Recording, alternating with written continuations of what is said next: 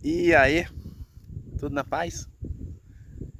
No último capítulo desse evangelho, capítulo 21, João ele nos narra uma história que eu gostaria de compartilhar aqui um pouquinho com vocês.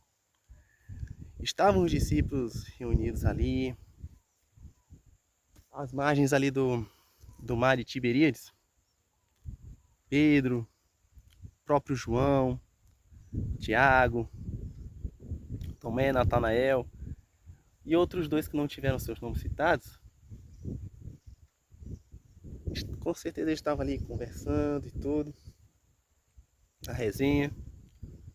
Como Pedro, para não perder o costume, falou assim: vou pescar, bora pescar. E nisso a galera: vamos, bora nós. E nisso eles foram,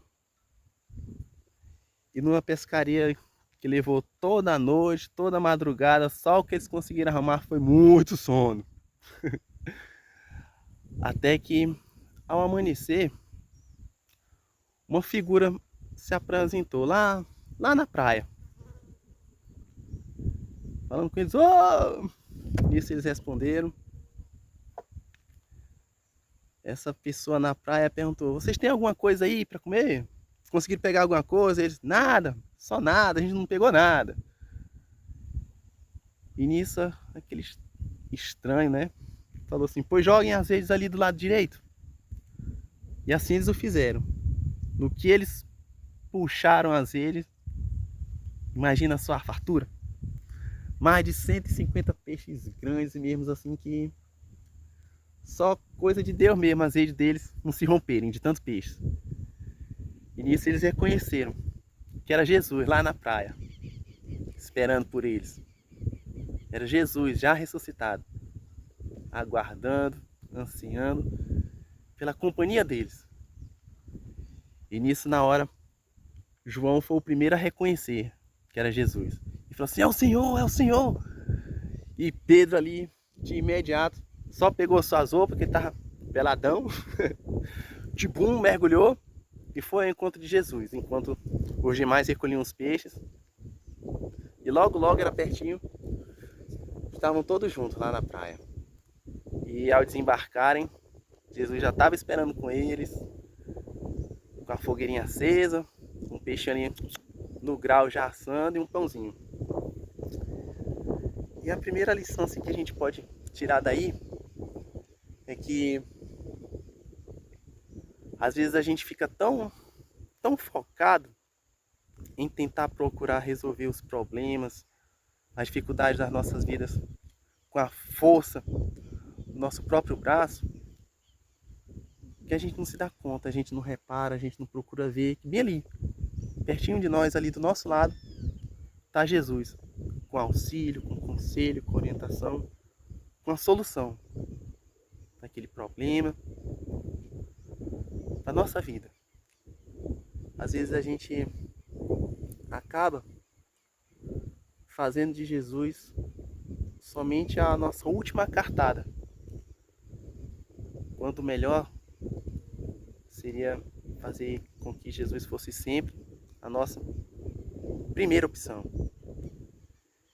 E ali, depois que eles fizeram a refeição, a gente pode imaginar eles conversando, a resenha.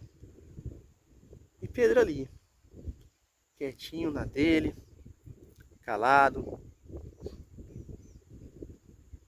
E aí o relato prossegue com uma das passagens que é uma das mais profundas e significativas.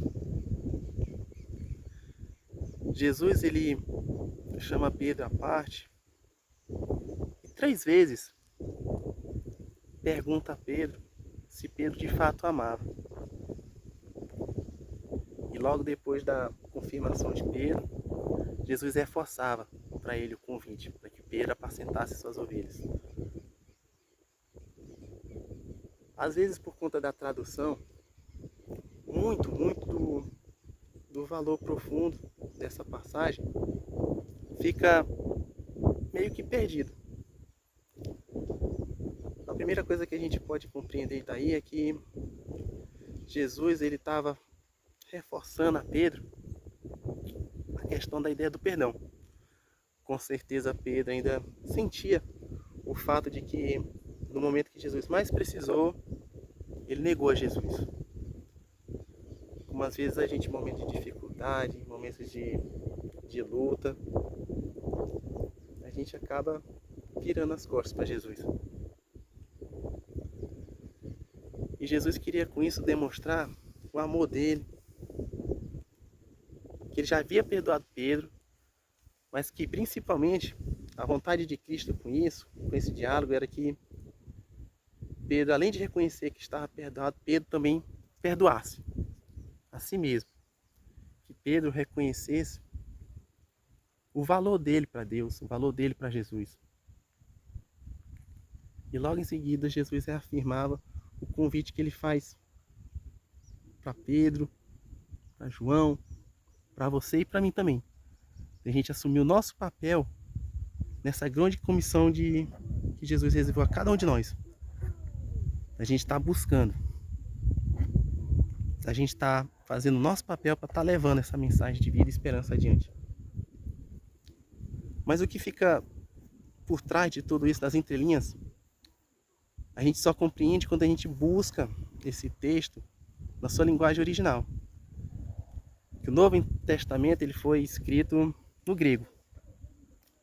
E em grego, as palavras que foram usadas aí para amor, tanto para Pedro quanto para Jesus, foram palavras diferentes. Pedro respondia que amava Jesus com a palavra em amor para grego, philos, que é esse amor nosso, humano. Esse amor que a gente tem, que é imperfeito, que é cheio de falhas, que é egoísta. Já Jesus respondia com outra palavra. O amor ágape, aquele amor sublime, aquele amor absoluto, aquele amor divino. Aquele amor que se revela perfeitamente o caráter de Deus em toda a sua grandeza. Jesus pergunta a Pedro 3 vezes. E na terceira vez que Pedro responde, Pedro até se entristece por conta da insistência de Jesus. Mas o mais bonito de tudo é que, embora Jesus dissesse que amava Pedro, assim como ele ama você, ama-me também, com aquela forma de amor que pertence só a Deus, que é perfeito, que por mais que a gente se esforce, a gente nunca vai alcançar, Jesus, Deus na pessoa de Jesus, ele faz questão de ir, pouco a pouco, descendo um degrau, até que ele fique ali, ó, à nossa altura, até que a gente possa olhar para ele, conversar com ele olho no olho. E é isso que Deus quer de nós, essa proximidade. Por isso, meu parceiro, a hora é essa. Deus, ele te espera na praia. Deus, ele tá com a refeição pronta para você. Deus, ele quer a tua companhia. E principalmente, Deus, ele diz que te ama. E ele acredita. Ele acredita no teu amor por Deus também. Por isso, ó, abraça de verdade esse amor. Faz a escolha certa, meu parceiro. Escolhe, pois, pela vida. Escolhe Jesus. Escolhe Deus. Valeu!